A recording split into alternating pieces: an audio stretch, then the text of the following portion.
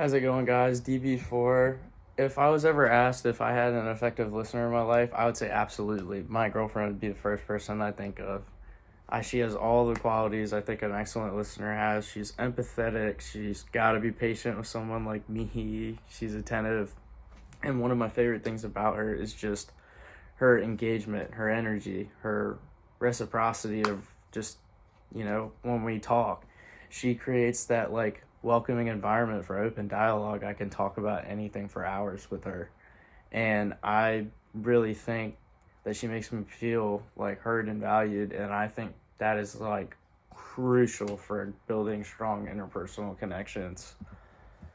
So when I took the quiz, I got an 86. I barely got an excellent listener category, but I think this is accurate because, like my girlfriend, you know, I try to be empathetic, be an active listener, and not jump to conclusions, make judgments too fast, and connect to people on like a deep emotional level.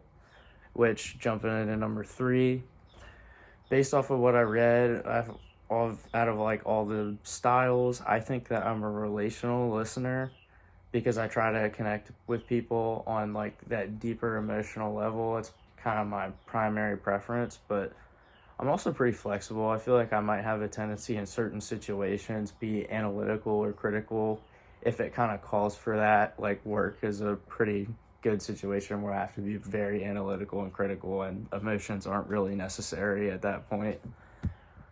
Um, some barriers to effective listening.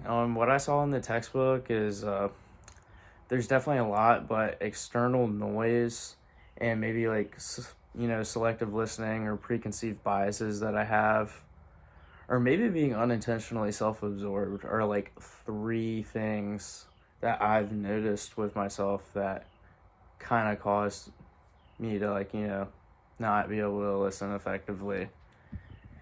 And then lastly, one little spot I wish to improve my listening skills. I mean, I've definitely had a point here recently where I had a super long day at work.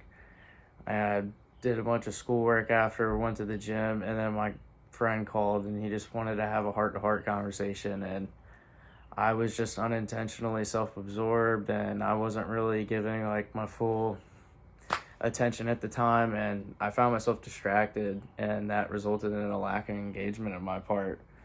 And in retrospect, I feel like I could have listened and provided a lot more thoughtful feedback and enhanced the conversation for my friend and make him feel more supported. But we're all human.